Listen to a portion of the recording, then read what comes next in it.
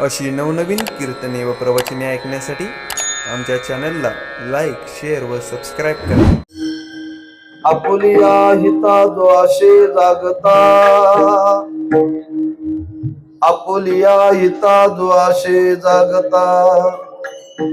धन्य माता पिता तयाचिया, कुली कन्या पुत्र होती जे सात्विक. तयाचा हरिक वाटे देवा, गीता भागवत करीती श्रवण. अखंड चिंतन विठोबाचे, कुली कन्या पुत्र होती जे सात्विक. तयाचा हरिक वाटे देवा, तुका म्हणे मज घडो त्यांची सेवा. तुका म्हणे मज घडो त्यांची सेवा, तरी माझ्या दैवा पार नाही. कुली कन्या पुत्र होते जे सात्विक. दयाचा हरिक वाटे देवा, पांडुरंगा करू प्रथम नमन. दुसरे चरण संतांच्या, त्यांच्या कृपादाने कथेचा विस्तारू. बाबाजी सद्गुरु दास तुका. नमो ज्ञानेश्वरा, नमो ज्ञानेश्वरा. निवृत्ती उदारा सोपान देवा. नमो मुक्ताबाई त्रिभुवन पावनी, आद्यत्र जननी देवाची. नमो सद्गुरु तुकया ज्ञान दीपा. नमो सद्गुरु सच्चिदानंद रूपा. नमो सद्गुरु भक्त कल्याण मूर्ती. नमो सद्गुरु भास्करा पूर्ण कीर्ती. आपुलिया हिता द्वाशे जागता, धन्य माता पिता तयाची. कुली कन्या पुत्र होती जे सात्विक. दयाचा हरिक वाटे देवा. सेवेकरता निवडलेला अभंग श्रीमंत जगद्गुरु श्री तुकोबारांचा असून, या अभंगातून जगद्गुरु श्री तुकोबाराय मानवी देहाला आल्यानंतर ज्याच्यामध्ये मानवी जीवनाची कृतार्थता आहे, ज्यांनी ही जीवनामध्ये साधली, अशा महाभागाचं वर्णन या अभंगातून महाराजांनी केलेलं आहे. सेवेचं प्रवृत्तीनिमित्त सर्वांना ज्ञात आहे, तरी उच्चार करणं वक्त्याचं कर्तव्य आहे. हरिभक्ती परायण श्रीकांत डोंबले डोंबले डोंबले यांना कन्यारत्न झालेला आहे, आणि त्या कन्यारत्नाच्या नामकरण सोहळ्याच्या निमित्ताने आजची कीर्तनाची सेवा आहे. आपल्या भारतीय वैदिक धर्मामध्ये 16 संस्काराचा विचार सांगितला. त्याच्यामध्ये नामकरण हा एक संस्कार आहे, आणि तो मूल बाला 12व्या दिवशी जन्माला आल्यानंतर तो संस्कार करावा. नाहीतर तिथून पुढे काही चांगला दिवस कालावधी बघून 6 महिन्यापर्यंत करावा, असा विचार आहे. आणि त्याला अनुसरून हा संस्कार आहे, वैदिक संस्कार आहे. आपली संस्कृतीच वैदिक आहे बरं का, वेदानुमोदित आहे. प्रत्येक संस्कार, प्रत्येक विचार, प्रत्येक आचार हा वेदाला धरून आहे, आणि तो प्रत्येकाने तो केलाच पाहिजे. का मनुष्याच्या बाबतीत हा शास्त्राचा आग्रह आहे, आग्रह. मनुष्य म्हणून जो जन्माला आला, त्या प्रत्येक मनुष्याने आपण जीवनामध्ये जे जे कर्म करणार आहे ते वेदानुमोदित कर्म असावं. आणि वेदानुमोदित कर्म जर जीवनामध्ये केलं तर एक जीवनाला सफलता प्राप्त होते. ना वैदिक संस्कार आहे. दुसरा विचार त्याच्या मागे असा आहे, मनुष्य योनीमध्ये जन्माला आल्यानंतरच हा संस्कार करता येतो किंवा हा सोहळा करता येतो बरं का? इतर कोणत्या जन्मामध्ये कोणत्या योनीमध्ये हा सोहळा करता येत नाही. जन्माचा सोहळा मानव योनीमध्येच करता येतो आणि तो केला पाहिजे, केला पाहिजे. कारण मनुष्य म्हणून आपण जन्माला आलोय, तो मिळालेला जन्म दुर्लभ आहे. त्या दुर्लभ देहाचा सोहळा अवश्य केला पाहिजे, पण वैदिकतेला धरून केला पाहिजे. म्हणून जन्माचा सोहळा करावा, अवश्य करावा. प्रत्येकाला तो करण्याचा अधिकार आहे मनुष्य म्हणून जन्माला आल्यानंतर. असा हा जन्माचा सोहळा आणि त्या कन्या रत्नाला नामकरण केलेलं आहे यशस्वी ब्रह्मलीन श्री गुरु साखरे महाराजांचं आवडतं नाव. काय काय आणि एवढी जण त्याची इथे आणि ते तिच्या नक्षत्राला धरून ठेवलेलं नाव आहे बरं. कीर्तनाशालेचे एखादं मूल जन्माला आल्यानंतर कोणत्या महिन्यामध्ये आलं हळू गलिंगीत आणि जन्माला आलं तेव्हा कोणतं नक्षत्र होतं, कीर्तनाशालेत का जेवण राहतोस कोणती रास होती, त्याला धरून ते नाव ठेवावं. मावशी योगायोगाने त्याच्या नक्षत्राला हे नाव जोजय बरं. मी 4 नावं दिली होती नक्षत्राला धरून. श्रीकांतला हे फार नाव आवडलं, म्हणले हेच असू दे यशस्वी. ब्रह्मीभूत दादा महाराज साखरे यांना एक कन्या रत्न होतं, त्या कन्या रत्नाचं नाव यशस्वी यशोताई. फार विद्वान होत्या बरं का. आणि यशस्वी जिचं नाव ठेवलं जातं ती विद्वानच होते, फार विद्वान होते. म्हणून अतिशय तिच्या जीवनातला हा योग आहे. आणि तो सोहळा आज संपन्न होत आहे. त्या सोहळ्याच्या निमित्ताने काही भगवत चिंतन घडावं असा मानस, आणि तो मानस मनी मानसी गुणाची ही कीर्तन सोहळ्याचं नियोजन त्या परिवाराच्या वतीनं केलेलं आहे. काहीतरी परिवाराचं वाडवडिलांचं पुण्य आहे. आणि तो सोहळा आज या ठिकाणी संपन्न होत आहे. त्या संबंधाने काही वर्णन करावं म्हणून जगद्गुरु श्री तुकोबारांचा हा अभंग महनीय स्वरूपाचा आहे, चिंतनीय स्वरूपाचा आहे, मनुष्य जीवाला प्रेरणा देणारा आहे, किंबहुना मानवी जीवनाचं सर्व अंगाने कल्याण व्हावं, जीवन विकसित व्हावं, कशा पद्धतीने व्हावं याचं अतिशय मार्मिक वर्णन या अभंगाच्या माध्यमातून तुकोबारांनी केलेलं आहे. कारण संतांची ही दृष्टी आहे, आणि ज्या दृष्टीतून संतांनी समाजाच्या संबंधातून केलेलं वर्णन आहे, एक समाजाला दिशा देण्याकरता, समाजाला प्रबोधन करण्याकरता, समाजाला योग्य मार्गदर्शन करण्याकरता काही विचार संतांनी आपल्या वाणीच्या द्वारे प्रगट करून तो अक्षरबद्ध केलेला आहे. आणि तो करत असताना 3 विचार या अभंगातून महाराजांनी प्रगट केलेले आहेत. ज्याने मनुष्य म्हणून जन्माला आल्यानंतर आपल्या जीवनाची कृतार्थता साधली, त्याच्या माय बापाला धन्यता प्राप्त झाली. आपल्या जीवनाला कृतार्थता होण्याकरता जी साधना केली, त्या साधनेच्या द्वारे कुलाला पवित्रता प्राप्त झाली.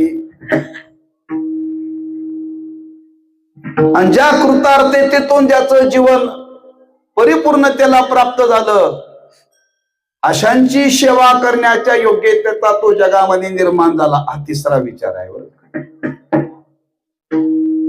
अशा 3 अंगाने विचार या अभंगातून महाराजांनी आज तिथीला केलेला आहे बरं.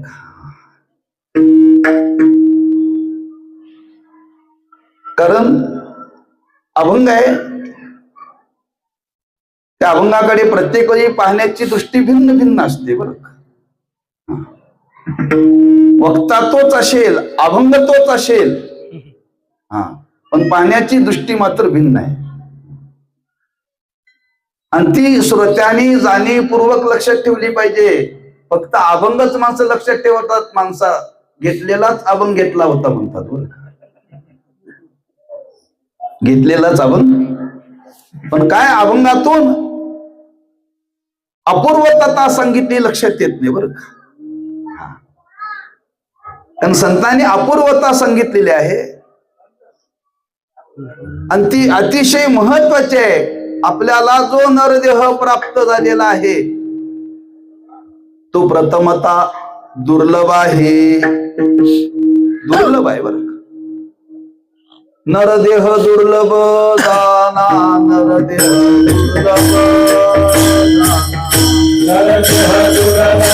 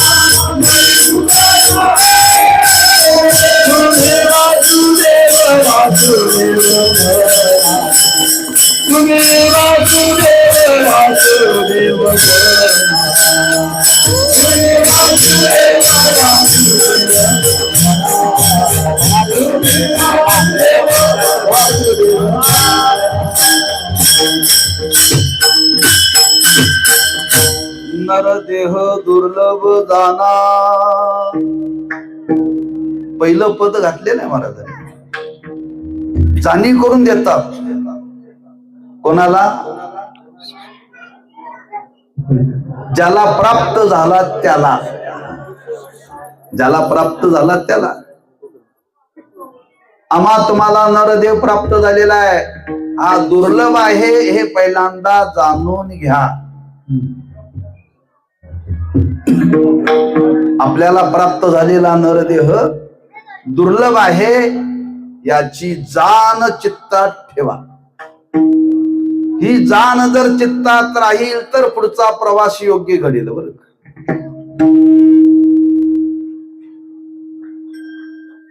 जाण माई बापांनी जन्माला घातलं ही जाणीव ठेवा. ईश्वराने हा देह दिला जाणीव ठेवा. लहानाचं मोठं त्याने केलं जाणीव ठेवा. सगळीकडे विचार लावा बरं. म्हणून पहिल्यांदा प्रत्येकाने जाणीव ठेवा की आपल्याला प्राप्त झालेला जन्म दुर्लभ आहे. आणि जाणीव राहील तर माणसं त्याचा योग्य वापर करतील बरं का. योग्य वापर करतील. ही जाणीव जर नसेल तर आपल्या जीवनामध्ये या जन्माचा या देहाचा योग्य वापर होणार नाही. अनाठाई खर्च होईल लक्षात ठेवा. अनाठाई पहिला शब्द वापरला नरदेह दुर्लभ जाना. पुढचा विचार आपल्या समोर आपल्याला ठेवायचा नाही. मुद्दा एवढाच आहे प्राप्त झालेला नरदेह दुर्लभ आहे. मग तो दुर्लभ आहे तर त्याच्याकरता काय करा तुम्ही वासुदेव वासुदेव म्हणा. एक पूर्वार्ध घ्या आणि एक उत्तरार्ध घ्या. मधलं सोडून द्या सध्या. म्हणजे काय करा एकच करा त्या भगवंताचं नाम घ्या. कशा करता घ्या घेण्याचं कारण काय.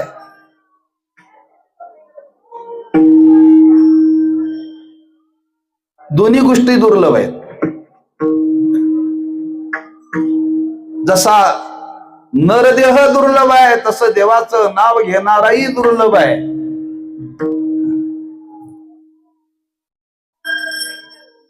हरिबुद्धी जय पे तो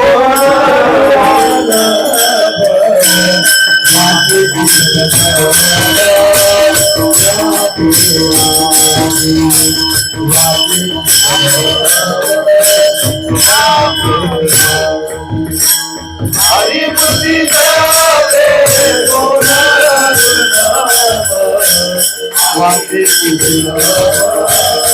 राम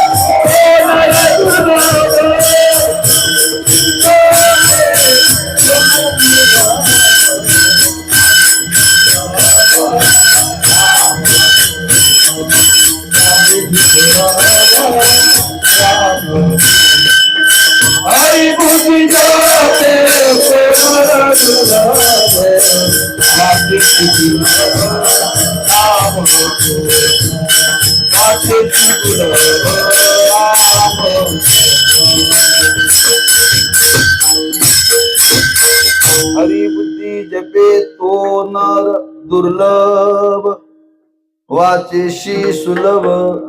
रामकृष्ण नरदेह दुर्लभ आहे आणि जाणीवपूर्वक त्याचं नाव घेणाराही दुर्लभ आहे. हरी बुद्धी जपे दोन्ही गोष्टी दुर्लभ आहेत. पण जरी दुर्लभ असल्या तरी ते करण्याकरता प्रवृत्ती आज सर्वांची झाली पाहिजे. का त्या भगवंताचं नाम घेण्यानेच आपल्या जीवनाला सफलता प्राप्त होणार आहे. बाकी कशाने सफलता प्राप्त होणार नाही. संपत्ती मिळवण्याने सफलता नाही. सत्ता भोगण्यामध्ये सफलता नाही. मग सफलता कशामध्ये आहे. संस्कार संपन्न जीवन जगण्यामध्ये सफलता आहे. संस्कार संपन्न जीवन जगण्यामध्ये सफलता आहे. म्हणून जाता जाता एक विचार आज लक्षात ठेवा. आज खरी संपत्ती जर कोणती असेल संस्कार हीच खरी संपत्ती आहे. संस्कार हीच खरी संपत्ती आहे आणि ते संस्कार करण्याचं जीवन म्हणजे बालपण. बालपण, त्या बालपणामध्ये जर संस्कार केले, झाडामध्ये लावल्यानंतर लहान असताना त्या झाडाला जपावं लागतं बरं का, झाडाला जपावं लागतं. एकदा ते झाड तुम्ही त्या कालावधीमध्ये काळजीपूर्वक जर जपलं ना, तेच झाड पूर्ण घराला सावली देत. तेच बर का. तसं बालपणी ज्या मुलाला संस्कार केले जातात तेच मूल घराण्याचं नाव लौकिक करत. इवलेशे रोप लावले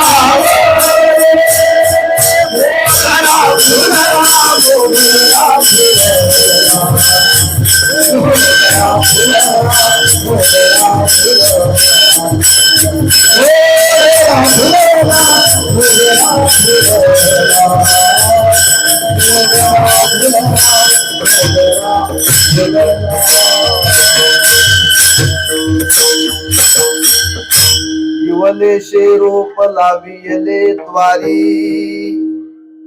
मी हे संस्काराचं रूप लावलेलं मी सांगाले बरं. हा, ते इवलस आहे. आता बघितलं ना, हातामध्ये घेतलं इवलसच आहे. फार नाजूक आहे बरं. आता ते इवलस रोप जपा लावणार आहे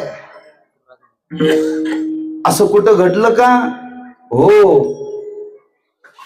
मुक्ताबाई इवलिशीच होती, जनाबाई इवलिशीच होती, मीराबाई इवलिशीच होती. पण त्यांच्या संस्काराचा काय परिणाम झाला हो? आईशी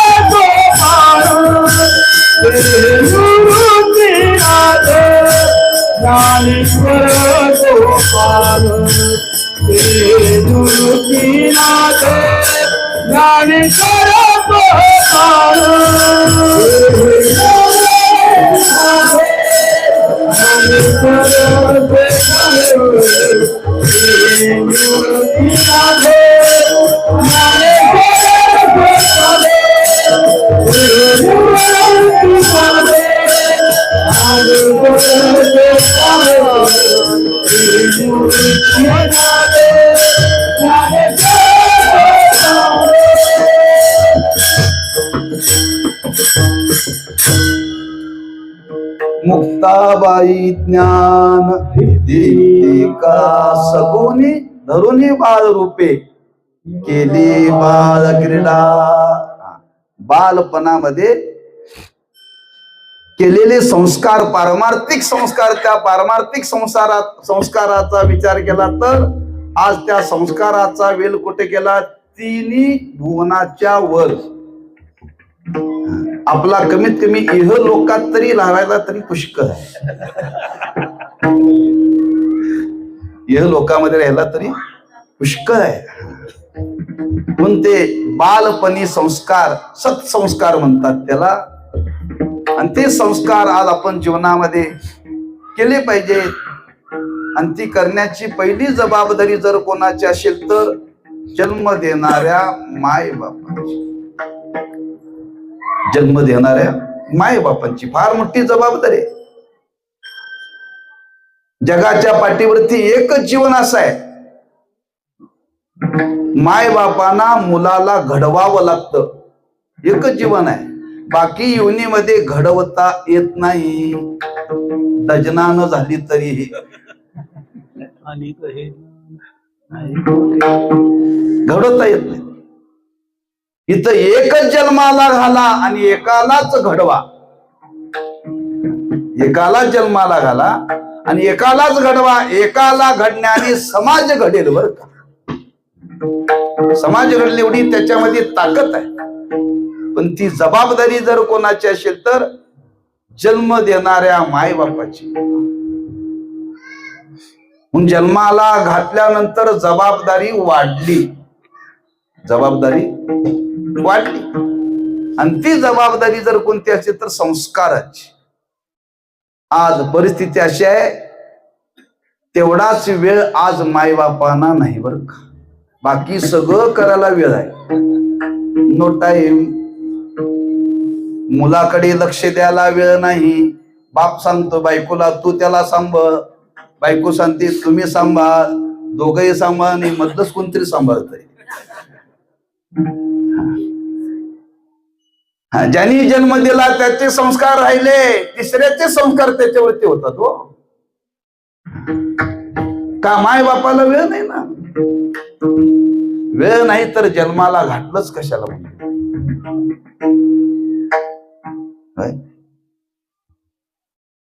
त्याच्यावरती संस्कार करता येत असेल तर मुलाला जन्म द्या.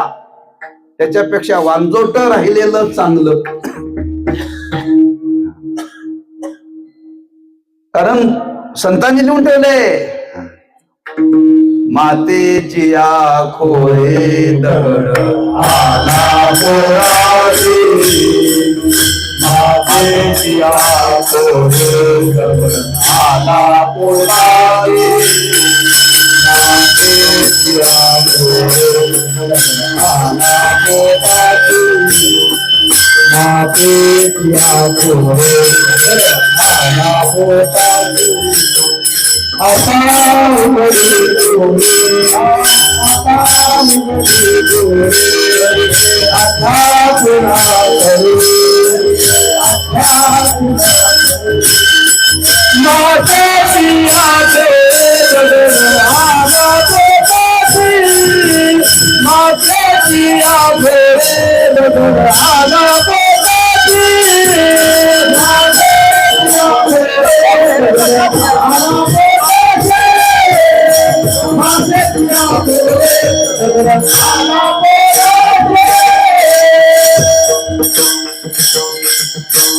जन्माला घालून जर त्याच्यावरती संस्कार नाही केलं तर जग म्हणत हे पोटाला आलेला दगड आहे दगड. कधी कधी दगड तरी कामाला येतोय,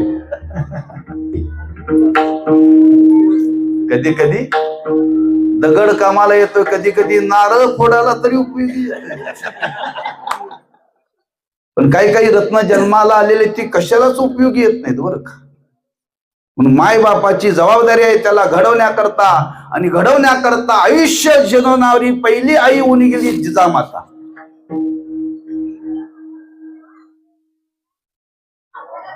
दुसरं काही जिजाऊ मातेनं केलं नाही बरं का, काही केलं नाही. एक राजेंना घडवण्याचं काम केलं. राजे घडले म्हणून महाराष्ट्र घडला, राजे घडले म्हणून स्वराज्य घडलं. लक्षात ठेवा. म्हणजे आईने मुलाला घडवण्यामध्ये काय सामर्थ्य आहेत असे अनेक जिवंत ज्वलंत उदाहरण आहेत. म्हणून जन्माला घातल्यानंतर संस्काराची फार मोठी जबाबदारी आहे. म्हणून सांगितलं एकच घाला, जन्माला घाला. मग तो मुलगा असेल मुलगी असेल, फार गरज नाही बरं का. आणि असे संस्कार ज्या मात्या पित्यांनी त्या मुलावरती केले, आणि ते कुठले संस्कार केले, त्या संस्काराचा एक विचार या अभंगातून तुकोबारे प्रकट करतात. अध्यात्माचे संस्कार त्या मुलावरती वा मुलीवरती ज्यांनी केले, त्या अध्यात्म संस्काराचा परिणाम त्या जन्माला आलेल्या महाभागाला कळालं की खरंच आपण ज्याच्या करता जन्माला आलो ते आपण जीवनामध्ये केलं पाहिजे, आणि ज्याच्या करता जन्माला आलो ते आपण जीवनामध्ये केलं पाहिजे या निश्चयावरती ठाम झाला.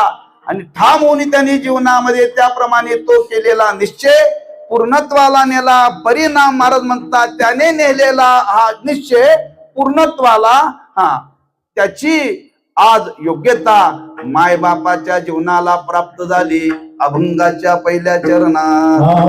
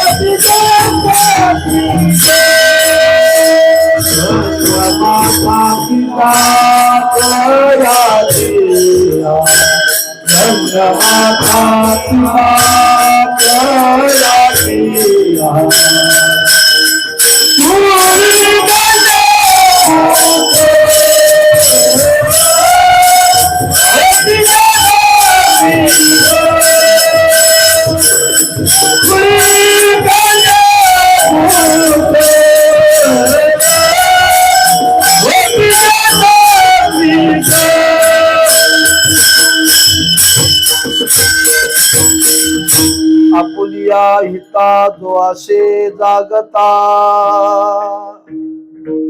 आपलं हित कशात आहे हे संस्कार ज्याच्या मनावरती, अंतकरणावरती, बुद्धीवरती झाले बर का. काही जण असे संस्कार जन्माला येताना घेऊन येतात, काहींना जन्माला आल्यानंतर करावे लागतात, आणि काही संस्कारा वाचून जसे आले तसेच जातात. 3 टप्पे लक्षात ठेवा. असे संस्कार जन्माला येताना घेऊन आले ज्ञानोबा राय उपजताचे. बर का. इथं आल्यानंतर हित त्यांनी केलं नाही, हित करूनच आले ते जन्माला. त्यातल्या तुमच्या आमच्यापैकी काहींनी इथं जन्माला आल्यानंतर आपल्या जीवनाचं हित केलं, आणि काहींनी आमच्या तुमच्यापैकीच हित न करता जसे आले तसे गेले. त्यातला आपल्याला मधला मुद्दा घ्यायचा आहे.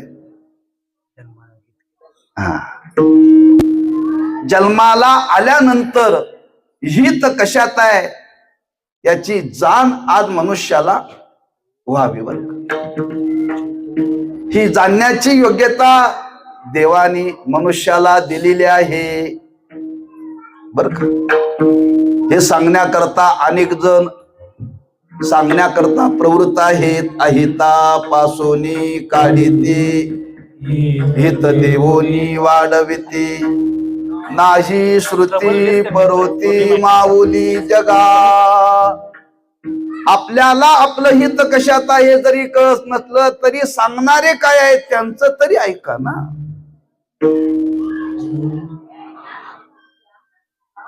काय आपलं हित आपलं कशात आहे जरी कळत नसलं तरी समोरचा सांगतो आपल्या हिताकरता त्याचं तरी ऐका. काहींना हित कळालं, काहींनी दुसऱ्या करवी हित जाणून घेतलं बर का. पण हिताकरता मात्र प्रयत्न या जन्मामध्ये करावा लागेल.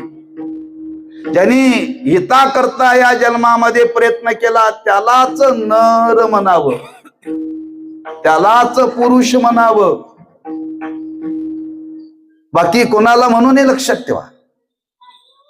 तर मी माग बोलून गेलो, ज्यांनी पुरुषार्थ केला त्याला पुरुष म्हणावं,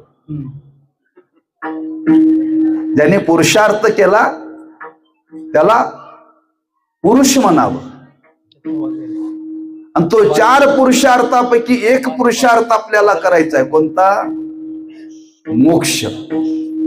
हा, मोक्षाकरता प्रयत्न करणं, मोक्षाची प्राप्ती करून घेणं याच्यामध्येच मानवी जीवनाचं हित आहे. याच्यामध्येच मानवी जीवनाचं हित आहे. त्या संबंधाने तुकोबारे बोलून गेले, हित ते करावे देवाचे चिंतन,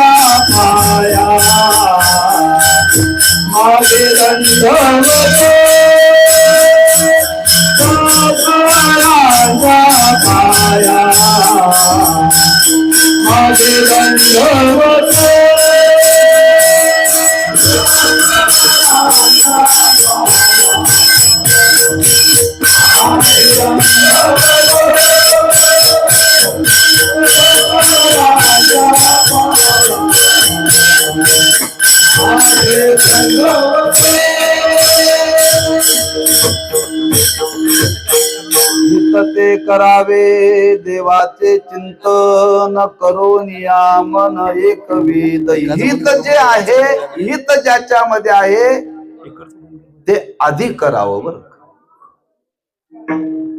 आमचं उलट चाललंय बर का. अहित ज्याच्यामध्ये आहे ते पहिल्यांदा आम्ही करण्याकरता प्रवृत्त होतो, आणि हित ज्याच्यामध्ये आहे आयुष्य शिल्लक राहिलं तर मग करण्याचा प्रयत्न करतो. शास्त्र सांगतं हित ज्याच्यामध्ये आहे ते पहिल्यांदा करा, आणि अहित आहे ज्याच्यामध्ये ते नंतर करा. करा करता करता आयुष्य संपलं तरी राहू दे, काय फरक पडत नाही. नाही घर बांधायचं होतं, घर बांधायच्या आधीच मेला, काय फरक पडत नाही, पुढची माणसं बांधतात. पण राहिलेलं हित मात्र तुझं दुसरं कोणी करू शकणार नाही. हे ज्याचं ज्याला त्यांनीच करावं लागेल, लक्षात ठेवा. त्यांनी म्हणून ज्ञानोबाराय बोलून गेले, पाहे पा शरीराची आगावा जया लागी आले पांडवा, तो कार्यार्थ आगवा सांडूनिया. हित ज्याच्यामध्ये आहे ते पहिल्यांदा करा, पण त्याच्यामध्ये कोणाची प्रवृत्ती नाही, पण प्रवृत्त झालेले मात्र दुर्लभ आहेत. दुर्लभ आहेत. हा सर्वांचीच प्रवृत्ती नाही, सर्वांनी हे केलं पाहिजे, सर्वांनी प्रवृत्त झालं पाहिजे, पण सर्वांची प्रवृत्ती नाहीये. पण जो प्रवृत्त झाला आणि प्रवृत्त होऊन ज्याने स्वतःच हित जीवनामध्ये साधलं, महाराज म्हणतात त्यांनी हित साधल्यामुळं त्याच्या माय बापाला धन्यता प्राप्त झाली. उलट विचार लक्षात ठेवा बरं का. माय बापामुळं त्याच्या जीवनामध्ये हित घडलं असा विचार मला आज सांगायचा नाही.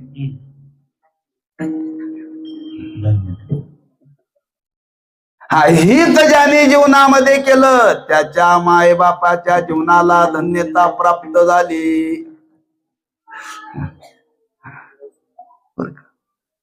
जे काय सामर्थ्य आहे बघा ना.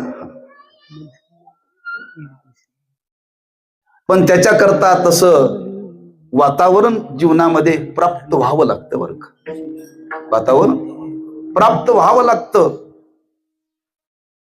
कोणी म्हणतात मायबाप तसे मिळाले पाहिजे. मायबाप तसे नाही मिळाले तरी चाले, पण कमीत कमी संगत तरी चांगल्याची मिळावी ना. संगत तरी. हिरण्यकश्यपू काय चांगला होता? हा चांगला नव्हता हो. विरुद्ध पार्टीचा होता, म्हणजे देवाच्या विरुद्ध पार्टीचा होता, देव न मानणारा. मग त्या प्रल्हादाचं हित कसं काय झालं? संगत चांगली घडली. संगत चांगली घडली, लक्षात ठेवा. आणि ती कोणाची घडली? संतांची. तो चांगल्यांच्या पोटी जन्माला आलेला नव्हता, पण संगत मात्र जन्मताच चांगल्यांची घडली. बरेच लोक चांगल्यांच्या पोटी जन्माला येतात, पण संगत चांगली घडत नाही. संगत चांगली घडत नाही, लक्षात ठेवा. आता काय घडलं पाहिजे तुम्ही ते थोडं निवडून घ्या म्हणजे झालं. दोन विचार आपल्या समोर ठेवले. आपण जरी चांगल्यांच्या पोटी जन्माला नाही आलो तरी चांगल्यांच्या संगतीमध्ये राहून चांगलं जीवनाचं करता येतं. चांगलं करता येतो हा विचार आज आपल्याला स्वीकारावा लागेल.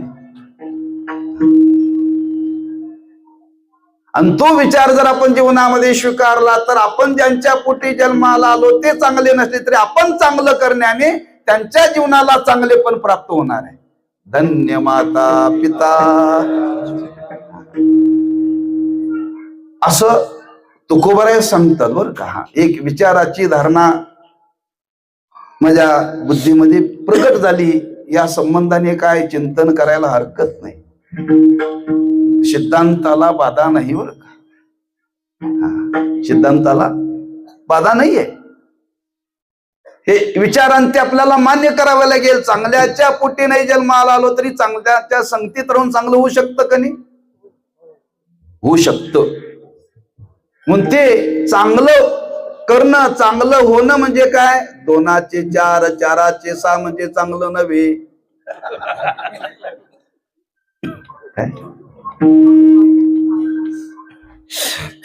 अरे त्याच्या जीवनामध्ये हित स्वरूप असणारी जी अवस्था परमार्थातली ती जीवनामध्ये प्राप्त करून घ्यायची. हिततम त्याला म्हणलेलं आहे.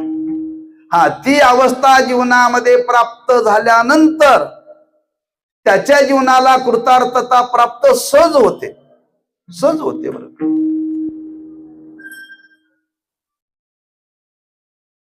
म्हणून मी परवा वर्णन केलं, गंगेचं पाणी पवित्र आहे.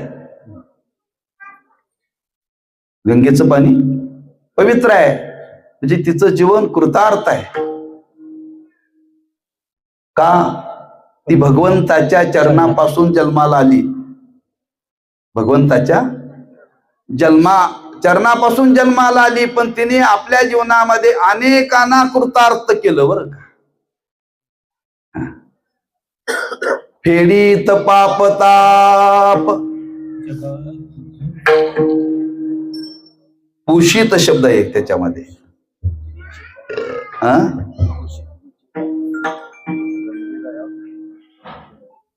समुद्राजैसे पुढे ते.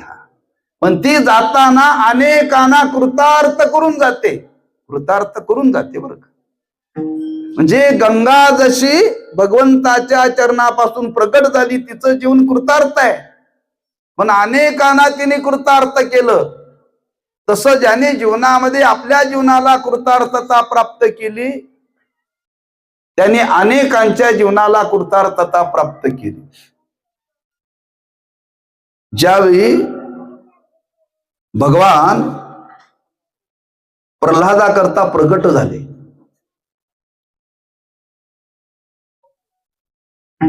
आणि प्रल्हादाकरता प्रगट झाले, जो व्यवहार होता तो देवाने पूर्ण केला. ज्याच्याकरता प्रगट झाले तो व्यवहार तो देवाने पूर्ण केला. आणि पूर्ण केल्यानंतर प्रल्हादाला जवळ घेतला आणि विचारलं, प्रल्हादा तुझी काय इच्छा आहे? स्वर्गाचं ऐश्वर्य पाहिजे? आता हे लोक, त्याचा बापच राजा होता ना. काही नाही म्हणले, देवा मला कुठलंच राज्य नको, तू माझ्याकरता प्रगट झालास ना, मी कृतार्थ झालोय, पण माझ्या संबंधाने माझ्या बापाला कृतार्थ कर म्हणते. काय मागणं केलं? माझ्या बापाला कृतार्थ कर.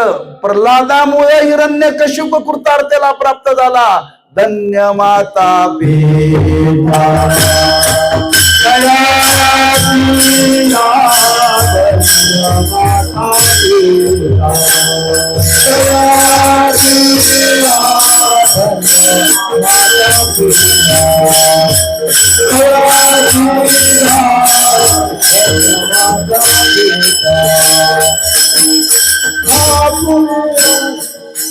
धन्य माता पिता. त्या प्रल्हादामुळे त्या मात्या पित्याचं जीवन कृतार्थ झालं बरं का. म्हणून जीवनामध्ये ती कृतार्थता साधली पाहिजे, आणि ती साधण्याकरता मनुष्याचा जन्म आपल्याला प्राप्त झालेला आहे, आणि तो प्रत्येकाने जीवनामध्ये प्रयत्न केला पाहिजे. कोणाच्याही पोटी जन्माला या, दुःख मानू नका. कुठेही जन्माला या, दुःख मानू नका. कधी जन्माला या, दुःख मानू नका. पुढचा काळाचा विचार केला. आपण कुठेही जन्माला आलो, कधी जन्माला आलो, कसंही जन्माला आलो, झालं गेलं गंगेत. पण जीवनाची कृतार्थता होण्याकरता इथून पुढचं आयुष्य मात्र आपण चांगल्यांच्या संगतीत घालवायचं, एवढा तरी निश्चय करा. जीवन नक्की कृतार्थतेला प्राप्त होईल, कृतार्थतेला प्राप्त होईल. कारण ज्यांचं जीवन कृतार्थ झालेलं आहे त्यांच्या संगतीत गेलो तर आपल्या जीवनाचं हित काय आहे हे आपल्याला कळेल. हित कशात आहे आपल्याला कळेल. कुणाच्या संगतीत गेल्यानंतर ज्यांनी स्वतःच हित करून घेतलेलं आहे त्यांच्या संगतीत गेलो तर आपल्या जीवनाचं हित कळेल.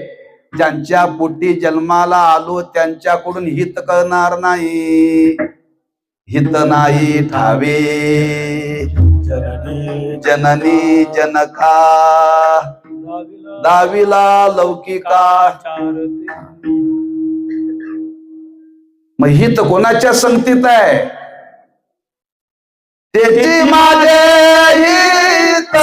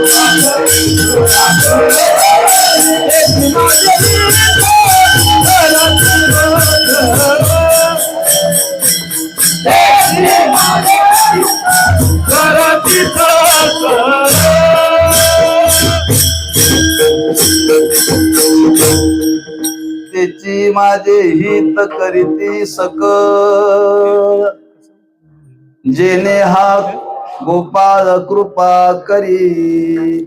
नवीन नवीन चाली म्हणण्याची इच्छा आहे, चांगले चुकू दे पण म्हणा, दुरुस्त करता येईल. म्हटल्याशिवाय चुकत नाही, चुकल्याशिवाय म्हणता येत. आपल्या जीवनाचं हित होण्याकरता आयुष्याचा काळ चांगल्यांच्या संगतीत गेला पाहिजे. पण ते हित कशात आहे कळण्याकरता सत्वगुण जागा झाला पाहिजे. काय झाला पाहिजे? सत्वगुण जागा झाला पाहिजे. म्हणून आपण परत थोडासा विचार केला सत्वगुणाचा. मग सत्वगुण जागा कधी होतो? कीर्तनात, कामावर गेल्यावर नाही. काय होतंय? संगतीशिवाय सत्वगुण जागा होत नाही. जशी संगत तसा गुण जागा होतो बर का.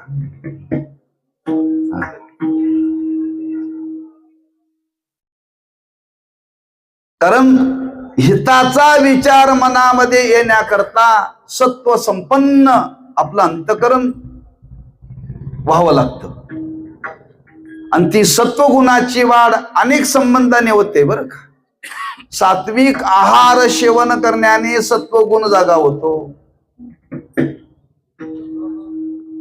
सात्विक आहार सेवन करण्याने सत्वगुण जागा होतो. तसा सत्व संपन्न पुरुषाच्या संगतीत राहण्याने सत्वगुण जागा होतो.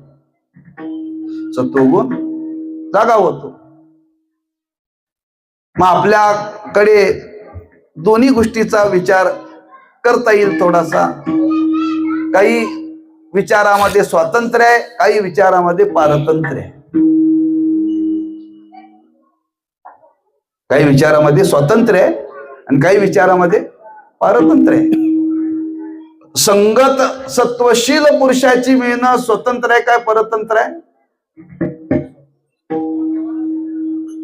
परतंत्र आहे. परतंत्र आहे. पण सात्विक आहार सेवन करणं स्वातंत्र्य आहे. आता आपण खात नाही तो भाग वेगळा.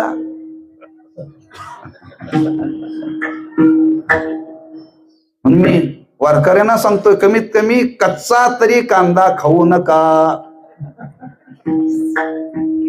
कांदे पिकवत असले तरी, मार्केटच्या जवळ राहत असले तरी, पंक्तीला पोतेच्या पोते येत असले तरी शिजवून खा, म्हणजे त्याचा थोडासा गुण कमी होईल बरं का. म्हणून वारकऱ्याने कुठं गेल्यानंतर कमीत कमी कच्चा कांदा तरी कोशिंबरीत घालू नका.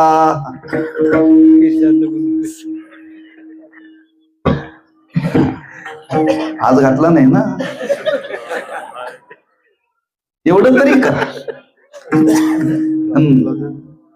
कांदा हे तमोगुणाचं लक्षण आहे.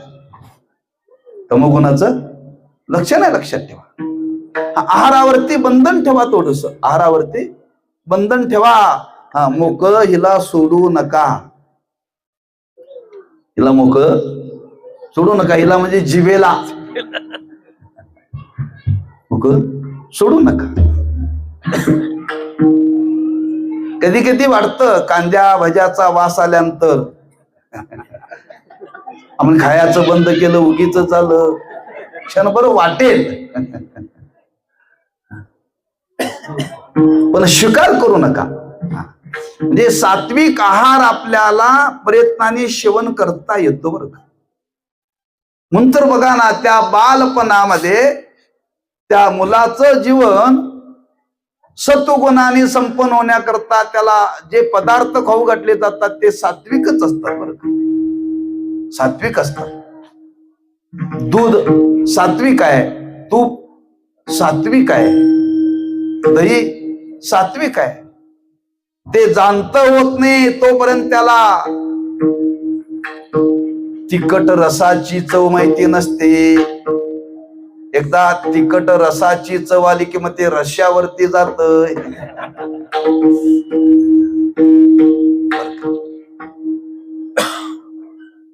आमचे आजोबा होते वैकुंठवासी बाळकृष्ण बुवा काजवे. त्यांनी तारुण्यामध्ये आहाराचा त्याग केला आणि आयुष्यभर ठरवलं दूध भाकरीच खायची बरं का. वयाच्या 80-82 वयापर्यंत शेवटपर्यंत दूध भाकर खाल्ली. तिखट खाल्लं नाही बरं का. एक शेवटपर्यंत त्यांच्या शरीरावरती तेज होत. तेज. सजन कशाचं वर्णन केलं जातं ना, सजन कशाच्या जीवनामध्ये फार सौंदर्य होतं, तसं आमच्या आजोबांचं शरीर होतं बरं का. सत्वशील संपन्न होत. आयुष्यभर सात्विक आहार सेवन केला बरं का. आयुष्यभर. कशा करता सांगतोय? आपल्या हिताची जाग येण्याकरता, हिताचा विचार येण्याकरता सत्वगुणाची गरज आहे. आणि तो सत्वगुण एक आहारातून वाढतो, अनेक संगतीतून वाढतो, संगतीतून विचार आणि विचारातून वाढतो. बर, असं सत्वगुण जागा झाल्याशिवाय जीवनामध्ये हित करता येत नाही. अशी सत्वगुणच पिढी जर जन्माला जर आली तर, असं सत्वगुणाने जर पिढी जर संपन्न झाली तर, महाराज म्हणतात आई बापाला आनंद होतो नवल नाही, त्या जगताच्या बापाला आनंद होतो. काय सत्वगुणाचं सामर्थ्य आहे हो, काय सत्वगुणामध्ये काय सामर्थ्य आहे. जगाला आनंद होतो यात नवल नाहीये. ज्याने हे जग निर्माण केलं त्याला आनंद होतो. ते महाराज अभंगाच्या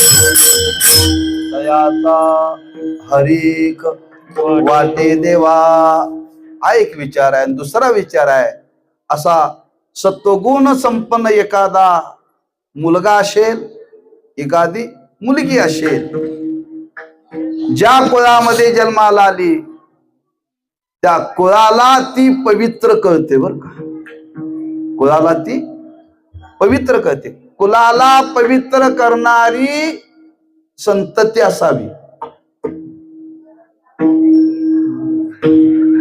कुलाचा नाश करणारी संतती असू नये. बर, कुलाला आपलं जे कुळ आहे ना त्या कुळाला पवित्र करणारी संतती असावी. मग पवित्र करणारी संतती कधी होईल? जर त्याने जीवनामध्ये स्वतःच हित साधलं तर. मग तो मुलगा असेल, मुलगी असेल, महाराज म्हणतात त्याच्या संबंधाने कुळ पवित्र होतं, कुळ पवित्र होतं. कसं काय, कशावरून?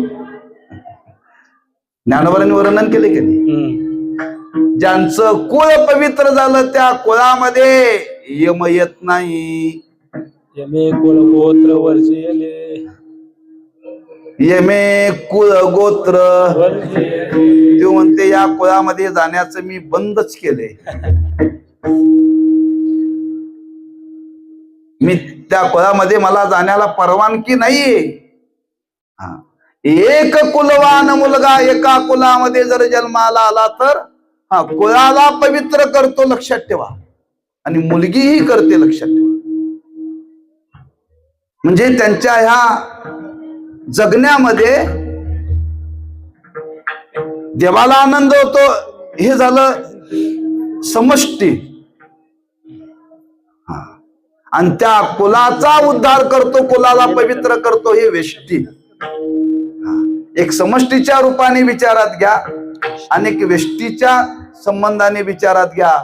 आपल्याला कमीत कमी आपल्या कुलाला पावित्र्य व्हावं, प्राप्त व्हावं. आणि कुलाला पावित्र्य प्राप्त होण्याकरता अशी संतती त्या घराण्यामध्ये जर निर्माण झाली, या पद्धतीने त्या संततीची वृद्धी झाली, तर महाराज म्हणतात कुलाला पावित्र्य प्राप्त होतो. म्हणून इथं शब्द वापरला, कोळी कन्या पुत्र होती जे सात्विक, तयाचा हरिक वाटे देवा. आता ते करण्याकरता काय केलं, त्या साधनाचा विचार मांडलेला आहे. गीता भागवत करीती श्रवण, अखंड चिंतन विठोबाचे. कन्या पुत्र होते जे सात्विक, तयाचा हरिक वाटे देवा. आणि असं ज्यांनी जीवनामध्ये हे कार्य केलं, महाराज म्हणतात त्यांच्या जीवनाशी आपण नतमस्तक व्हावं. हे कोण बोलतं? जगद्गुरु श्री तुकोबराय म्हणतात. म्हणजे असा एखादा मुलगा वा मुलगी ज्या घराण्यामध्ये जर जन्माला आली, तर साधूला सुद्धा वाटतं अशा घराण्याची सेवा करावी, याच्यापेक्षा आणखी काय वेगळं मिळवावं जीवनात. कोळी कन्या पुत्र होती जे सात्विक, तयाचा हरिक वाटे देवा. विठोबा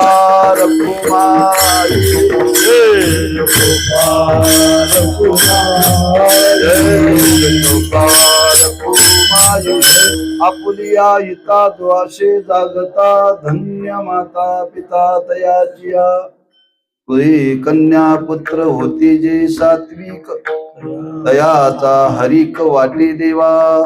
जगद्गुरु श्री तुकोबाराय ज्यांनी जन्माला येऊन स्वतःच हित केलेलं आहे, आणि त्या हिताचा परिणाम काय झाला आज समाजाच्या दृष्टीने तो विचार या अभंगातून महाराजांनी प्रगट केलेला आहे.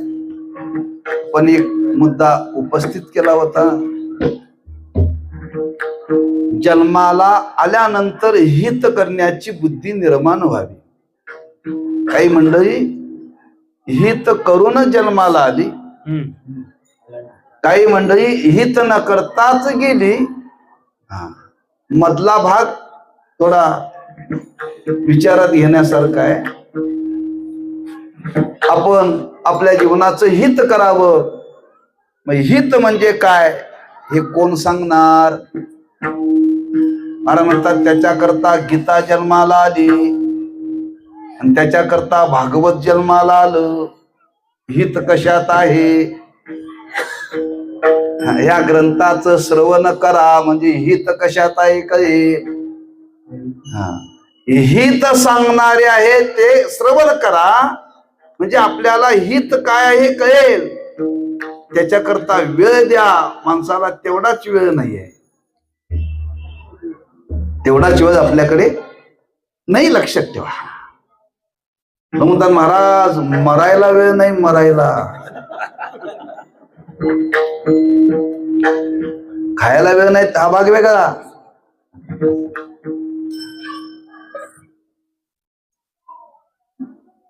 आणि हे कधी ऐकावं हो? ऐकल्याशिवाय कळेल कसं हो? आपल्या घरात येऊन कोणी सांगेल, काही लोक कंपनीच्या प्रचाराकरता येतात, त्यांना कंपनीचा प्रचार करायचा आणि 4 पैसे मिळवायचा, मग आपल्या घरात येतात. आपलं हित आपल्याला साधायचं आहे ना, मग आपलं हित आपल्याला साधायचं असेल तर आपण जाणीवपूर्वक या गोष्टी स्वीकारल्या पाहिजेत, या गोष्टी ऐकल्या पाहिजेत, वाचल्या पाहिजेत. लोक म्हणतात कशा करता गीता वाचायची, भागवत कशा करता ऐकायचं. नाही, 2 गोष्टी जमल्या, एक तरी करा, अखंड चिंतन. श्रवणही केलं पाहिजे. श्रवणाशिवाय काही गोष्टी कळत नाहीत, उकल होत नाही. बरं, उकल होत नाही, लक्षात ठेवा. आपल्या जीवनाचं काय रहस्य आहे हे वर्तमानपत्रवाले सांगू शकत नाहीत, सांगू शकत नाही. कशावरून? आपलं बेळगावचं प्रसिद्ध वर्तमानपत्र आहे तरुण भारत, त्याचे संस्थापक कोण? हा, त्यांना प्रश्न केला होता श्री गुरु साखरे महाराजांनी संपादकांना, बरं का. त्या आणि आम्ही रोज एक ज्ञानेश्वरीचा विचार देतो आणि तुम्ही त्या वर्तमानपत्रामध्ये छापा. त्यांनी काही दिवस छापला आणि काही दिवसांनी बंद केला. महाराजांनी विचारलं का हो? त्यांनी सांगितलं, महाराज हलकं फुलकं छापलं की आमचं वर्तमानपत्र लवकर खपतंय म्हटले. असे शास्त्राचे विचार जर आम्ही वर्तमानपत्रामध्ये छापायला लागलो तर आमचा खप कमी होतोय. त्या संपादकांनी दिलेलं उत्तर आहे, लक्षात ठेवा. म्हणजे हिताचे विचार वर्तमानपत्रवाले सांगू शकत नाहीत, त्यांना ते खपवायचं आहे. हिताचे विचार सांगणारे या जगतामध्ये एक संत, पंत आणि ग्रंथ, बर का. याच्या व्यतिरिक्त कोणी सांगणार नाही आणि ते आपण जीवनामध्ये स्वीकारले पाहिजेत. खरंच आपल्या जीवनाचं कोड जड उघडला, काय म्हणावं, ते मोकळं व्हावं, त्यातले काही संधी निवृत्त व्हावे असं जर वाटत असेल ना, आपण काही चांगल्या गोष्टी या ग्रंथाच्या माध्यमातून ऐकल्या पाहिजेत, बरं का, ऐकल्या पाहिजेत, लक्षात ठेवा. म्हणून संतांनी वर्णन केले, श्रवणाची वाट चोखाळली गेले भेदा भेद निवारुनी. त्या ग्रंथाचा स्वीकार केला पाहिजे. कसा केला पाहिजे? एका जनार्दनी संशय सांडोनी दृढधरी मनी गीता, दृढधरी मनी भागवत, दृढधरी मनी ज्ञानेश्वरी, दृढधरी मनी गाता. सगळीकडे नाव.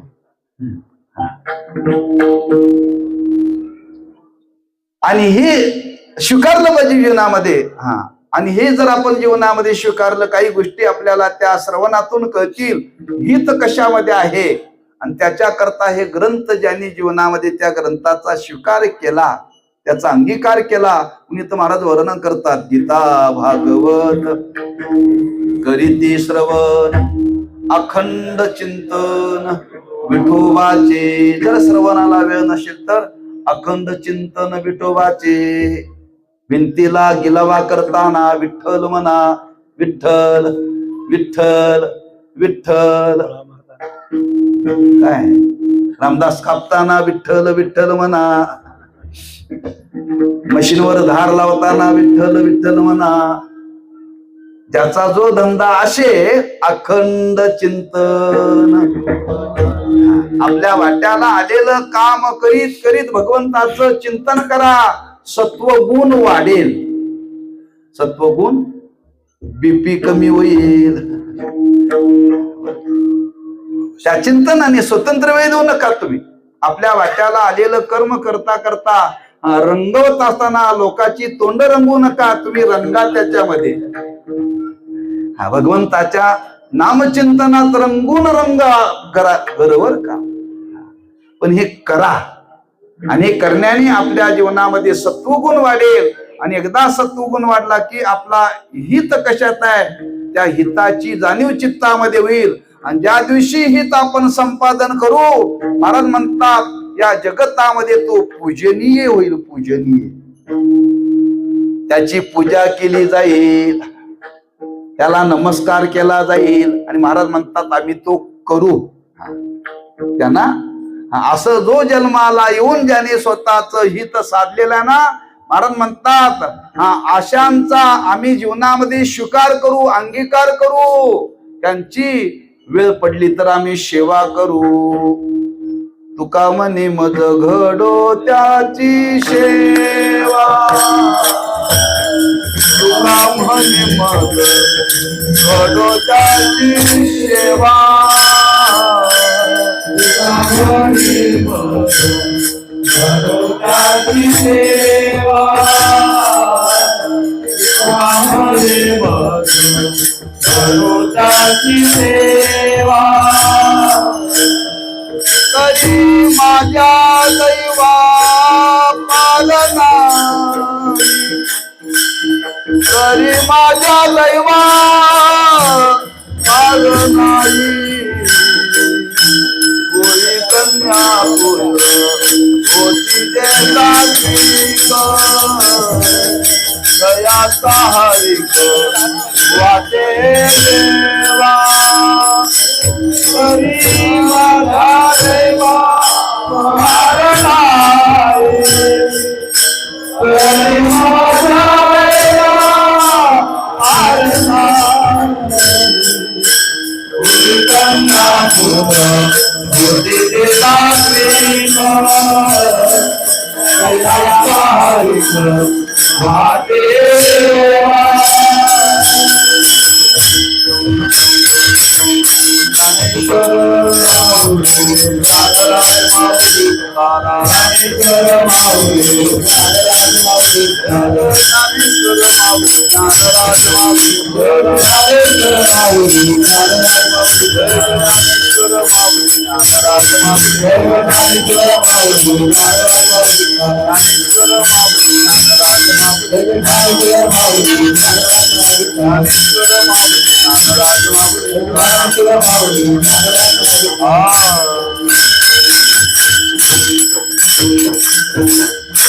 आपुलिया हिता द्वासे जागता धन्य माता पिता तयाची आपुली कन्या पुत्र होते जे सात्विक तयाचा हरिक वाटे देवा गीता भागवत करीती श्रवण अखंड चिंतन विठोबाचे तुका म्हणे मज घडो त्यांची सेवा तरी माझ्या दैवा पार नाही होई कन्या पुत्र होते जे सात्विक तयाचा हरिक वाटे देवा वेळेची मर्यादा मनीमानशी घेऊन काहीचा या अभंगाच्या माध्यमातून फार नाही सांगता आला, थोडासा विचार प्रामाणिकपणे सांगण्याचा प्रयत्न केलेला आहे.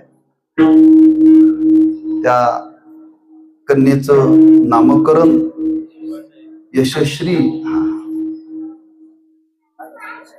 त्या भगवंताकडे संत महात्म्यांच्याकडे एवढाच आशीर्वाद मागायचा आहे. या पद्धतीनं तिचं जीवन घडावं आणि ती घडवण्याची जबाबदारी माय बापाची आहे. पण हळूहळू का विना तिच्या जीवनामध्ये संस्कार व्हावेत आणि तिच्या त्या नामकरण संस्काराच्या निमित्ताने कीर्तन आहे काहीतरी सौभाग्य तिचं आहे, भाग्य आहे. आणि तिच्या भाग्यामुळे आपल्याला काही वर्णन करायला मिळालं हे आमचंही थोडस भाग्य आहे बरं. आणि एवढी या नामकरण सोहळ्याच्या निमित्ताने वारकरी मंडळी तिला आशीर्वाद लाख लाख आशीर्वाद देण्याकरता आले. परवाच आपण शेवटचं प्रमाण काय म्हटलं, तुका म्हणे तेथे लाभाची या कोटी बहुभाव कोटी समर्थाची कोटी कोटी आशीर्वाद तिच्या जीवनाशी आज मिळतायत.